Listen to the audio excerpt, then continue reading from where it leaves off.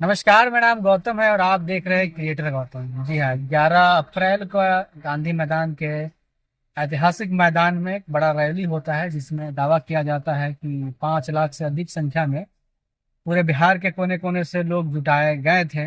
और दूसरी तरफ खबर ये भी चल रही थी कि प्रशांत किशोर का ये जो महारैली है वो सुपर फ्लॉप हुआ है। बहुत सारे मीडिया के चैनलों पर आपने देखा होगा। तो दरअसल में हम भी गए थे कवरेज करने के लिए। जाते समय भी हमें 2-3 घंटे लगे थे और हम सोनपुर से होते हुए गए थे गांधी मैदान, जेपी सेतु होते हुए। और फिर वहां से हम जब रिटर्न आए तो मरीन ड्राइव होते हुए और फिर जेपी सेतु से हम लोग वहाँ 6 बजे 6:30 बजे निकल गए थे। और अभी अभी रात के बज रहे हैं, यानी कि 12 अप्रैल हो गए हैं और 2 बज रहे हैं और हम लोग जेपी सेतु पर हैं। और बिना मतलब पटना को जाम किए अगर रैली अगर सुपर फ्लॉप होती है तो 6 घंटे 7 घंटे 8 घंटे लोग जाम में नहीं फंसते। तो ये भी एक सच्चाई है। और कहीं ना कहीं इतनी ज़्यादा भीड़ तो आई ही थी।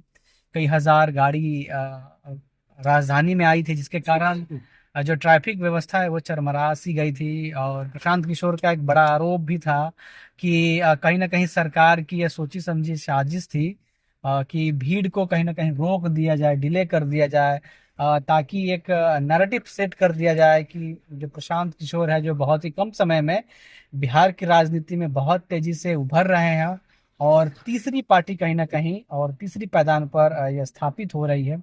और चुनाव जब भी होगी तो त्रिकोणीय ये बनाएंगे श्रृंखला। और नतीजा क्या होगा वो तो भविष्य के गर्भ में है। लेकिन कहीं ना कहीं जो आज नतीजे हुए, मीडिया दो धड़ों में बट गई और एक तरफ से जदयू बीजेपी और उधर से राजद भी अपने हिसाब से तंज कसने लगे थे। और ये कहीं ना कहीं दर्शाता है कि प्रशांत किशोर से कहीं ना कहीं घबराहट तो है।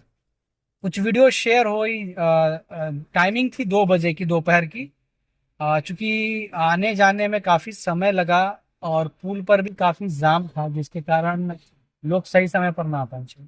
और प्रशांत किशोर का आरोप था कि उनके जितने भी कार्यकर्ता आ रहे हैं या उनके समर्थक आ रहे थे, जन सुराज को मानने वाले कार्यकर्ता थे, उनको जानबूझकर रोका गया, जिसके कारण वो समय पर, यानी कि 4 बजे उनका टाइमिंग था, तो गांधी मैदान में उनका भाषण होता, लेकिन वो लेट होते हैं, तकरीबन 5:30 बजे के आसपास वो पहुंचते हैं। उसके बावजूद भी भीड़ काफी अच्छी खासी थी। और कुछ वीडियो जो शेयर की जा रही है वो 11 बजे 10 बजे 12 बजे की थी, जो कि उस समय भीड़ न के बराबर थी। टाइमिंग तो 4 बजे का था। तो कई मायने थे इसके।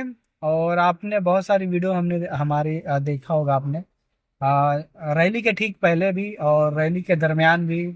और अभी हम कर रहे हैं और अभी आप देख रहे हैं कि काफी समय से गाड़ी जो है चक्का जाम लगा हुआ है और गाड़ी उस तरफ से नहीं आ रही है, सोनपुर की तरफ से गाड़ी नहीं आ रही है, सीधा पटना की तरफ और विभिन्न राज्यों की तरफ जा रही है, चाहे वो छपरा की तरफ जाए, मुजफ्फरपुर जाए, गोपालगंज, इन तमाम जगहों पर जा रहे हैं। मतलब कई हजार की संख्या में गाड़ियां आई हैं, उसमें लाखों की संख्या में लोग थे।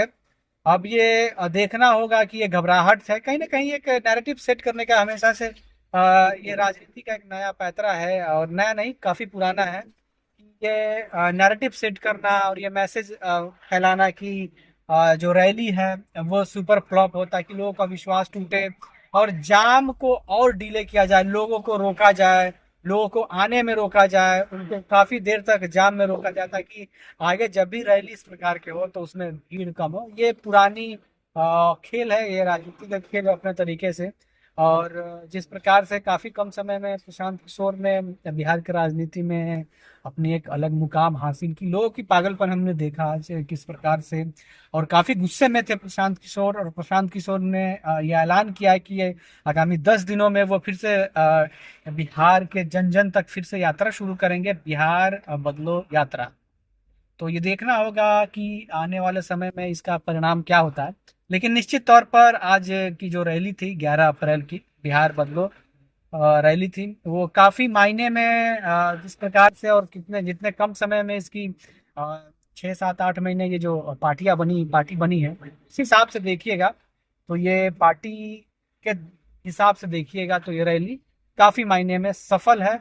और ये सुपर फ्लॉप नहीं, ये कहीं ना कहीं सुपरहिट रैली के श्रेणी में भी है। आप इसके विषय में क्या सोचते हैं, कमेंट करके जरूर बताइए। और आपने किन किन का कटाक्ष देखा है हमें कमेंट के जरिए जरूर बताइएगा। वीडियो में बने रहिए। जय हिंद।